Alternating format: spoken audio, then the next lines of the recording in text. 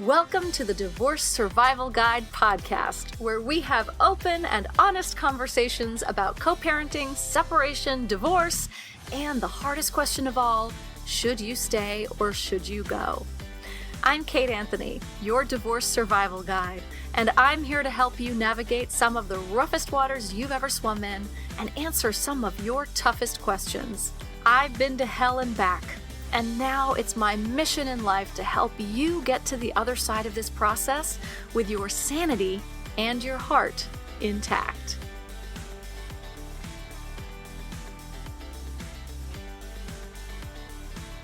Hey everyone, welcome back. So I have with me today my friend and colleague, Rebecca Zung.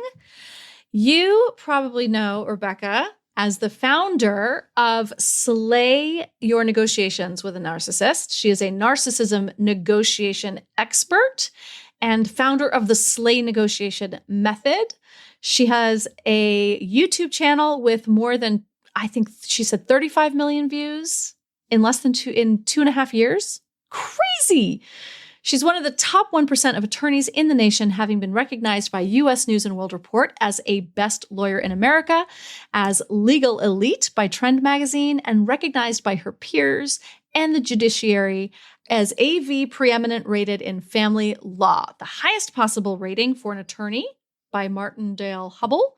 She is really, I love Rebecca's, the way that she sort of packages things and makes them so interesting and digestible in terms of negotiating with a narcissist. Before I bring you over to my interview with Rebecca, I just wanted to say that this month's Q&A was awesome. You guys were incredible. Your questions were incredible. We will be having another call. It's the second Tuesday of every month. So the next one is April 11th at 9:30 a.m. Pacific time, 12:30 Eastern. And we'll put the link in the show notes for you to register. And then you'll get an opportunity to submit questions in advance. Even if you don't have a question, I think people are really getting a lot out of just sitting on the call and listening. But if you have questions for me, that is a great place for you to ask them. So April 11th, and look for the sign up in the show notes and in your email. If you're on my email list, you will definitely get notified of that. All right. So without further ado, here is my conversation with Rebecca Zung.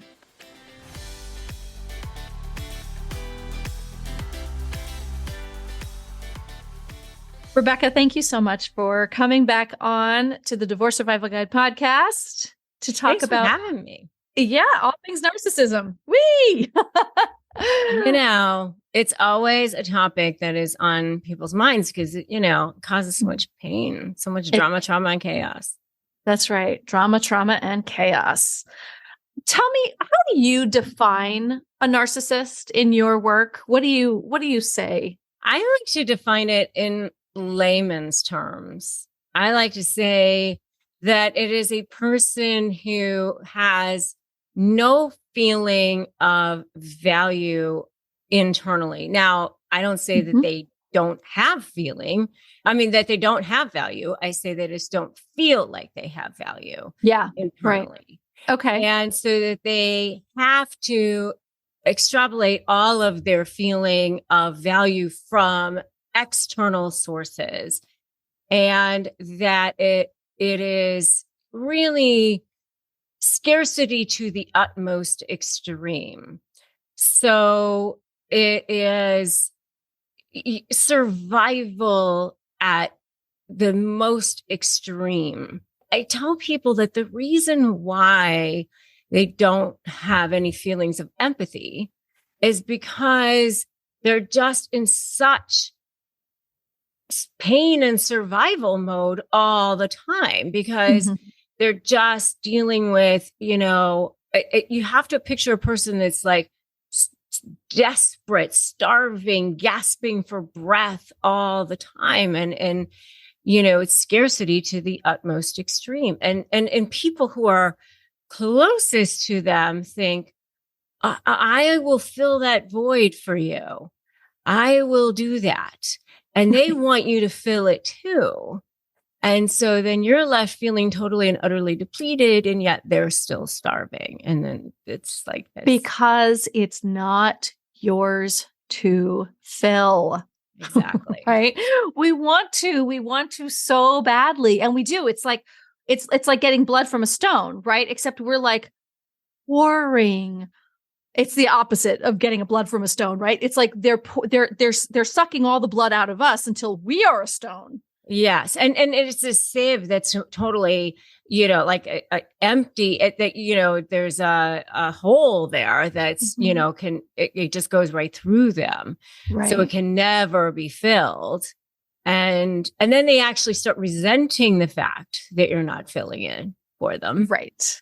And they get angry and abusive that's when the abuse comes in, right? Because in the beginning, it's, oh my God, you're the one. Yeah. You're it. Exactly. Right? And then when we're not it, then there comes the rage and the criticism and all of the abusive behaviors. Pretty quickly, actually. Right, right. I mean, I think it's really important to, we can't stress this enough. Narcissists can't change. No, exactly. And I think that's the hardest thing for an empath to grasp, right? That this can't change. Yeah. And what I have found, and this is the hardest thing, I think a lot of times, and especially for people who want to help people in these relationships, it's almost like a secondary form of addiction in a way, Yeah. Because somebody who's in that relationship, you almost can't help them also unless they want to be helped, because they throw up red flags also, like the narcissist had an abusive childhood. They had a tough year. They're going through something right now. It's almost like you as the empath make excuses for them. And I think part of it is that you want to help this person, and you want everyone to see that this is a person in pain. And I get that too. Right. But you also, I think there's a part of you that also is kind of making excuses for yourself and defending the fact that you're in this relationship with this person, and saying, well, gosh, I'm here. What's wrong with me if I'm still staying here, or that I allowed myself to be here in the first place? I mean, I think there's a subconscious element of that. There's a lot of shame, I think, right? And then I think because of the shame, there's probably some denial. That's what I mean. There's that sort of like double down denial of that. So you're kind of like defending yourself for being there. Like I'm still here because I'm helping this person, because this person is in need of help. They had a rough childhood. They are going through a lot. They had a tough year, and that's why they treat me this way. Right. Right. And, I always say that they're giving the narcissist more compassion than they're giving themselves. So true. Right. Yeah. Because it's like, and that's what we do as empaths. And certainly as, people who suffer from any form of codependence, right? It's the other person's needs will always be more important. And if you're not a codependent, just being in a relationship with a narcissist trains you in that. Yeah. Well, right? Or you think they're changing, they're fixing it. Yes. They said they're getting better. This time it will be better. They're going to therapy now, or they said that they're going to work on it or whatever. I mean, they're so good at that too. They are so good at that. They're so good at copping to like the front 5%. So that creates like the smoke and mirror effect of like, no, I am doing the work. Like, no, I really do. I know. I need to work on that. And then you think, oh, okay, they heard that, but they're not working on it. No. They just know that they needed to say that to get you off their back. Yeah. And so like that's, so we're sort of talking about like what it's like being in a relationship with this person, right? But then it's sort of, this cycle goes on and on and on and on, and then you kind of want to get off. Yeah. And that's when things can get really tricky. Yeah. Can you sort of talk about what happens at that point? Well, and that's where I kind of end up coming in. Right. That's your wheelhouse. Uh-huh. Yeah. So, there's the love bombing, then the devaluing, then the discard phase. And I always say it's more of a Venn diagram than linear. Right. Because it is sort of going back and forth. But once you get into the discard phase, and that is the end of the relationship, that is really where you start to see the birth of the smear campaign and the mask coming off. And that is where there's this term called splitting, because narcissists really do see things in black and white. They don't have the ability to see things in gray. You're either for them or against them. You're either good or bad. And, that they have to start lining people up against you. It's everybody else is going to be for me. No one else is going to be for you. They have to, they're very afraid that you're going to expose them. They're very afraid that people are going to see them for who they really are. And so they want to make sure that they take you down before you can take them down. And so it can't ever be, let's wish each other well and let's just walk off into the sunset and be friends and have a nice, amicable splitting up of each. It can't ever be that, whether it's a business relationship or a personal relationship or whatever it is, or you're saying goodbye in a job, whatever it is. I mean, I'm not just talking about divorce. I'm talking about anything. Yeah. They're everywhere. They're everywhere. It's got to be the scorched earth, torch the thing. It has to be that way with them. Unfortunately, they cannot help themselves. And I mean, I wish it could be different. I know for me, in the times that I've had relationships with narcissists, I've tried very, very hard to not have it be that way, but they can't help themselves. So what do we do? So what do you do? How do you fight against this smear campaign? Like, are you hitting point for point? No, you never do that. You never do that, because then you're down in the mud with them. You're down in the mud with them. And as soon as you're down in the mud with them, you're in the mud, And so you never explain, justify, or overshare. That's the first thing that I tell people. Never. You pretend like you're reporting the news. That's what I tell people, like you just almost like pretend like you're holding a microphone in your hand and you're like just observing. Oh, there she is, smearing the person. I see them doing that now, almost as if you are a third party observer. And I know it's extremely difficult because, they're going to do everything in their power to try to trigger you.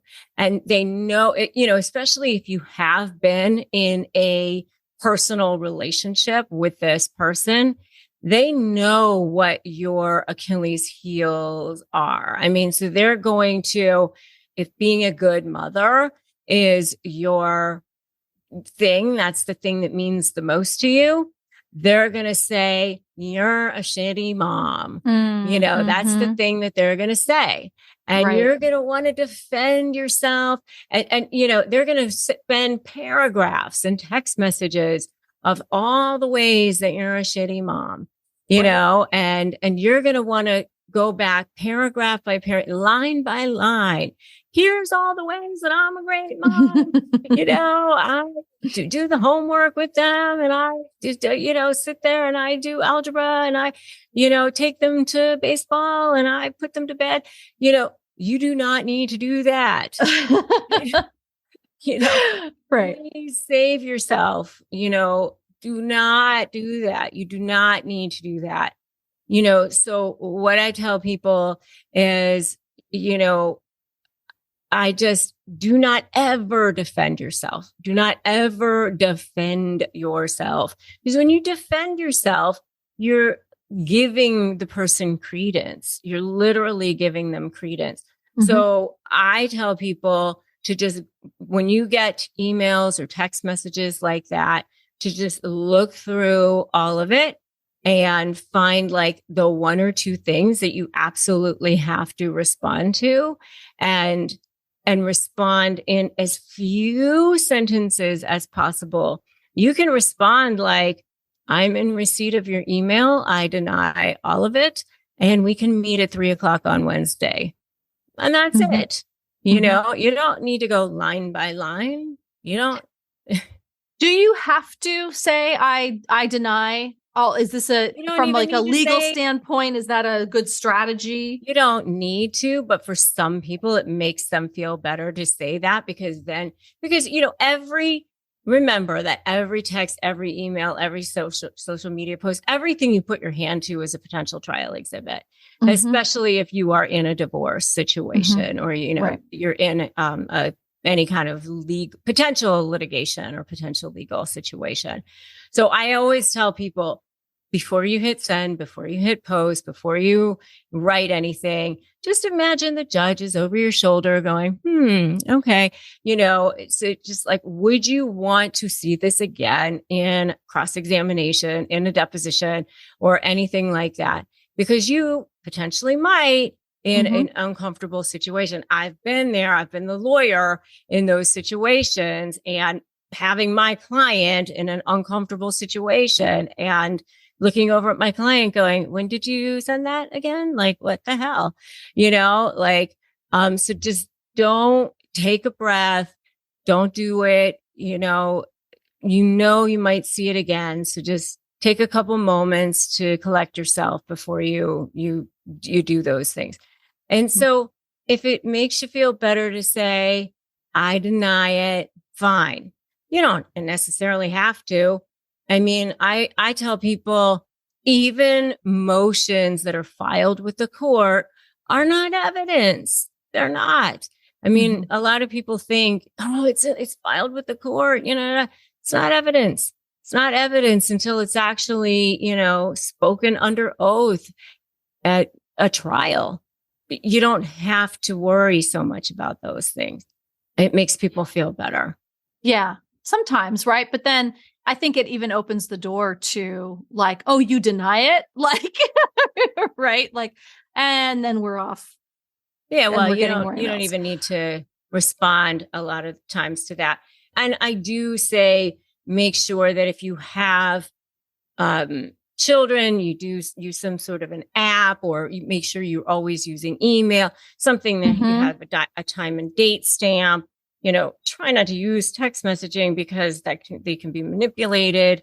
A lot of people say they use screenshots. Well, screenshots, there's not a time and date stamp. It's not as good. That's right. And some states don't allow text messages or screenshots unless they are like you need downloaded, right? You need the whole thread. You need the entire conversation as part of the rules of evidence. So, I mean, that's why email is better, because you want the entire conversation in there. So that's why I say try to stay disengaged as much as you can, because with a narcissist, like there's always sort of that quip of, it's sort of like getting arrested. Everything you do and say is eventually going to be used against you. Right. But it's kind of true.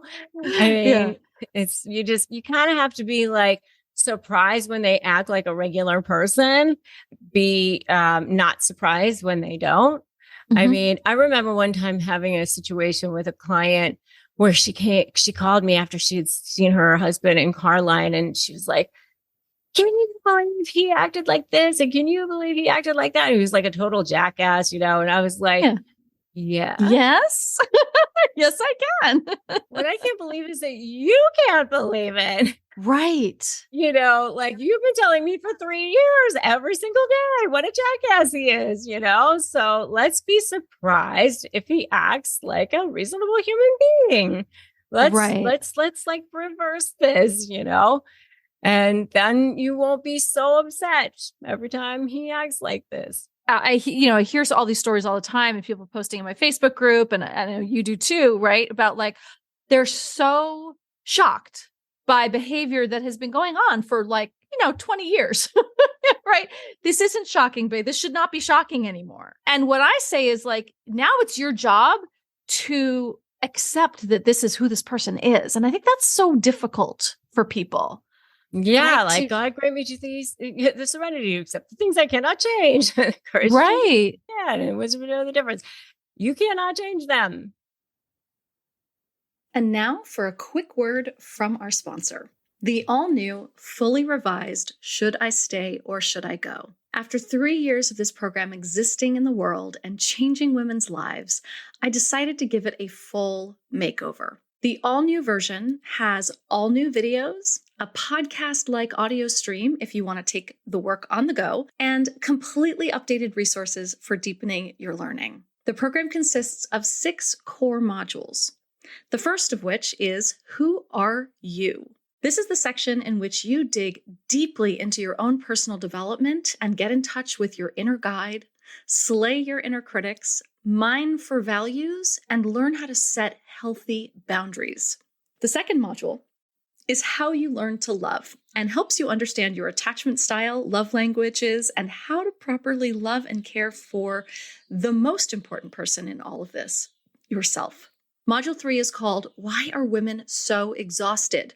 And breaks down some of the issues around toxic masculinity and male entitlement, the myth of being a stay-at-home mom, and answers the question, he's fine. Why can't I just be happy? Module 4 is all about understanding abuse and includes videos on trauma bonds, understanding the cycles of abuse, particularly how they play out in your own relationship, and addresses addiction, infidelity, and mental illness. Module 5 is all about healing and moving forward and includes videos about therapy, couples therapy, healing from betrayal, emotional regulation, and grief. This section also includes my 90-minute workshop, Tackling Codependence, as well as my signature relationship inventory that will help you gain complete clarity on all the parts of your marriage and figure out what's his and what's yours.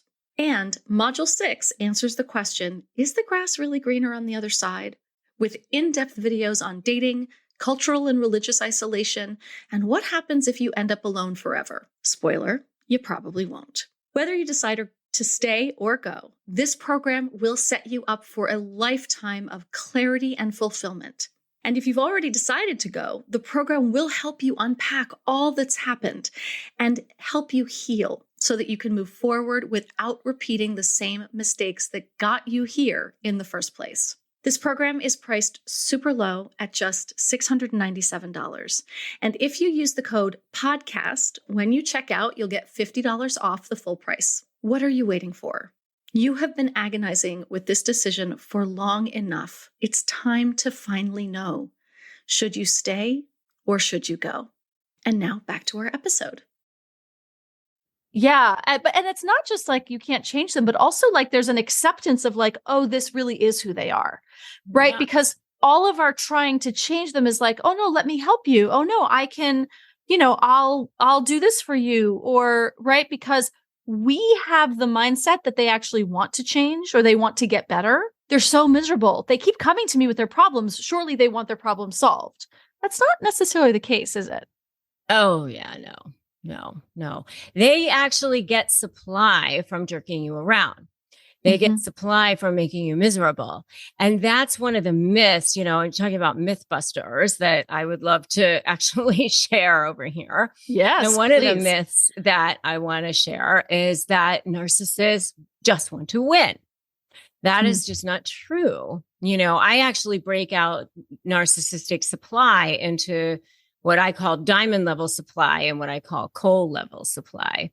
And diamond level supply is, how they look to the world and adulation and, prestigious friends and all of those kinds of good things, which they love. Of course, they love that too. And they love winning. Yes, of course they do. But they also love what I call coal level supply, which is jerking you around, manipulating you, controlling you, being an overall jackass just to see you squirm. And they love that too. That's why people can't get their cases settled, because they constantly move goalposts.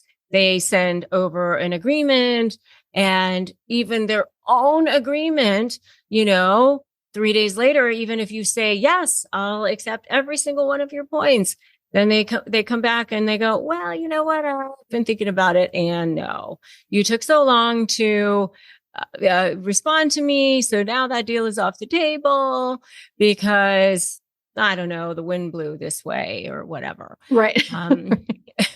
Right. It's because they enjoy manipulating you. That's why you have to negotiate with them in a totally different way. Reasonable people, when you sit down to negotiate with them, they both have a goal of, let's figure out how to resolve this. Let's not spend money on attorney's fees. Let's figure out how to come to a resolution that allows us to both get something out of this deal and move on with our lives.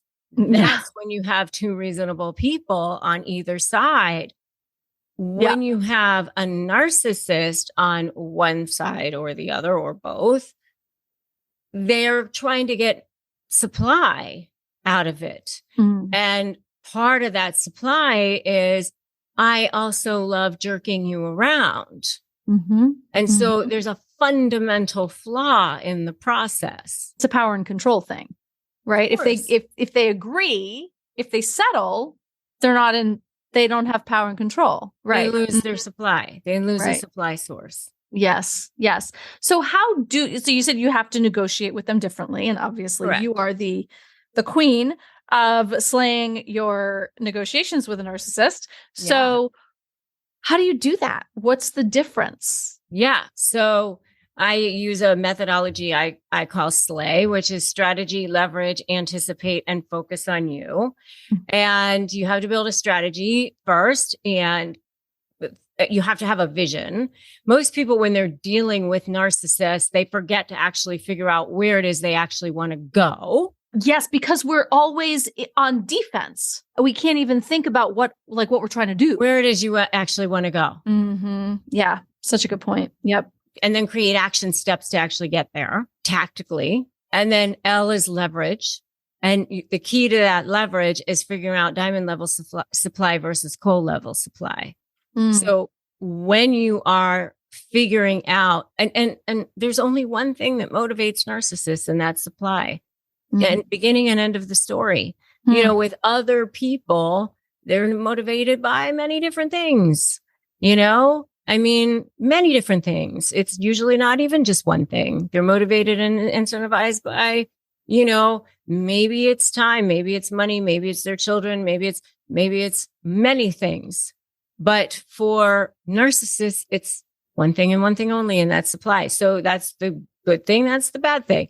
You have to take a look at what form of supply is going to be more important for them to keep than the supply that they get from jerking you around. Because diamond level supply will always be more important for them to keep than coal level supply. They will always protect and defend how they look. Yes. First and foremost. And there's always going to be some form of diamond level supply that's going to be more important to them. So you got to figure out what that is for that particular narcissist. And jerking you around is always going to be their secondary level of supply that's going on in that case, whatever it is. So you got to construct some sort of leverage around that and then threaten that source of supply. But you can't actually take away that supply source, because if you do, then your leverage is gone. So you're saying focus on leveraging how good you can make them look, or how good they're going to look at the end of this. So it's, being father of the year or threatening that. Or threatening that. Or making sure that they continue to keep that, by saying, hey, or even throughout the process, constructing a deal where you sort of seed them coming up with the deal, hey, maybe you might want to come up with this deal, maybe that's the key to it.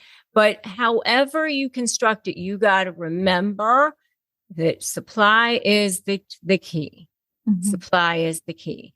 But if they don't feel that they are potentially going to be exposed, then they're not going to let go of that supply source of jerking you around, depending on the malignancy also of the narcissist too. Right. A more malignant narcissist is certainly, and we should point out here, which we talk about all the time on the podcast, that narcissism is a spectrum.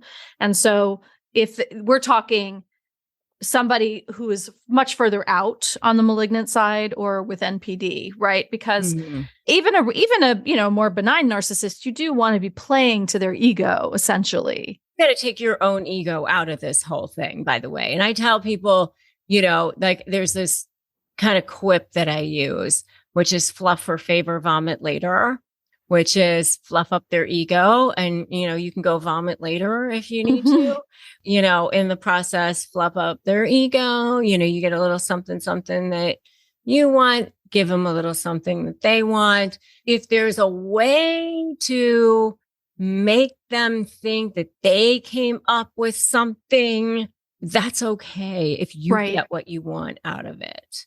Sometimes ways that you can craft things like that too. The difficulty that I know that I come up with my clients in this, and I'm sure you see the exact same thing, is that when someone, in particular in a marriage, right, that's what we're talking about for my people here, they've been gaslit, abused, manipulated, devalued, all of these things for so long, the ability to be strategic and leverage can be practically non-existent. That's where I go into the A and the Y, right? Okay. Yeah. It is hard because you've got cognitive dissonance and you've got, sometimes it's even physical. Absolutely. I mean, I was literally on the phone with a client this morning and I was saying, well, we were scripting certain things out. And she just said, I can't say that. And it wasn't because of danger. It was because of danger. It was past danger. It was like, I can't speak that way to my husband. It is hard. It's very hard because they've conditioned you. Yeah, exactly. And you're conditioning back in a way. Yeah. So A is anticipate what they're going to do and stay 2 steps ahead of them. And then Y is focusing on you being on the offensive and then your mindset. Right. Yes. And 100% of it is your mindset. And so I also use kind of to go along with the letters, this whole process of step 1, don't run. Step 2, make a U-turn. Step 3, break free. Each one of the letters goes along with this whole process because it is baby steps. I do see it as baby steps because I see it as kind of taking the like almost like a yacht or a ship or a battleship, almost like a huge and turning it around and then starting to go in the other direction and walking and going toward them, because you're kind of going away and you got to turn it all the way around and start going toward and then like even going past, right? I mean, because in order to start turning it around so you're not on the defensive, and then start actually speaking to them, and then actually start feeling powerful, and then actually breaking free so that you are feeling like yourself and feeling powerful and standing in your power is a whole process. And it didn't happen overnight that they conditioned you. And it's not going to happen overnight that you start, feeling in your power. So first of all, you have to start creating boundaries. That's step one, is to create boundaries. Absolutely. And because you're not going to start to heal until you can start getting away from that toxicity. And the boundaries, it's so hard to set boundaries with this type of personality, because as soon as you set them, they have a goal. But you know what? I think of it as like a child having a tantrum on the floor. Uh-huh. Because you know how a child with a tantrum on the floor is like, I want more. They're going to scream louder. They're going to scream harder. They're going to scream, but they're always the worst right before they're ready to give up. Mm-hmm. I think it's like that with a narcissist. Yeah. And your job, right, with a tantruming child is to say, I know that this is hard for you. I'm so sorry that you're so upset. And it's time to leave the party. And the party's over. Right. And you just keep repeating. You don't follow their trail of yelling and screaming. You're just there. Observing. I'm so sorry that you're upset. I can see that you're really mad. Unfortunately, the party's over. Yeah. You don't get down on the floor and start having a tantrum with them. Right. Well, unless it's gone on for so long, you can't fucking handle it anymore. Yeah. I think all moms can agree. We've done that. We've all done that once or twice. And I love what you said. Like, you didn't get here quickly. This was not right, because if they were all bad and they just came in like a toxic freight train, you would have left. You would have run away in the opposite direction. But there was a period of grooming, of manipulation, of all of these tactics. And it's like deprogramming from a cult. Like, it doesn't, it takes time. Yeah. I always say to just forgive yourself for decisions that you made when you were in survival mode. This is not your fault, right? Yeah. I mean, they were really good. They're really, really good. They're so good at it. They're so good at it. They know exactly what to say. Mm-hmm. They know exactly who to be.